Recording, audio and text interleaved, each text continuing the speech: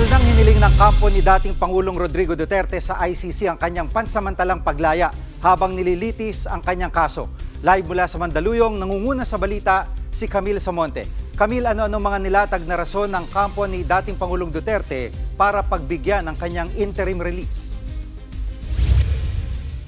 Gigi, humanitarian reasons ang inilatag na dahilan ng lead counsel ni dating Pangulong Rodrigo Duterte sa ICC para pagbigyan ng kanilang request na interim release para kay Duterte. Sa redacted copy ng request na inilabas ng ICC, ipinunto ni Attorney Nicholas Kaufman na pumayag na ang gobyerno ng isang ICC member state na doon nga muna manatili si Duterte habang siya ay nililitis. Pero hindi na nagbigay ng detalye kung saang bansa ito. At kung sakaling pagbigyan, handa naman daw ang nasabing bansa na sumunod sa mga kondisyon na ilalatag ng ICC Pre-Trial Chamber. Sa edad na 80 years old, iginiit ng kampo ni Duterte na masyado na siyang matanda at marami ng iniindang sakit para manatili sa kulungan. Hindi rin daw siya flight risk at hindi magtatago.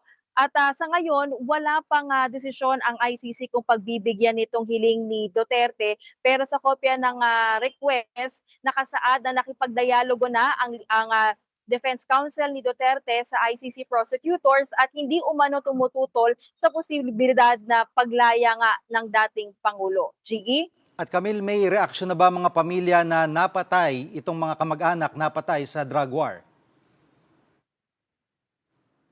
Gigi, tutol syempre yung kampo ng pamilya ng mga biktima ng drug war. Ayon kay Attorney Nery Colmenares, sa isa sa mga legal counsel ng mga biktima, hindi dapat pagkatiwalaan ng ICC na susunod si Duterte sa mga kondisyon ng interim release. Maaari raw kasing malagay nito sa peligro yung mga testigo sa kaso. Ang pangamba kasi ni Colmenares, maaaring takutin ni Duterte ang mga witness at malagay nga sa alanganin itong investigasyon. Naniniwala rin si Colmenares na tatakasan lamang ni Duterte ang jurisdiksyon ng ICC.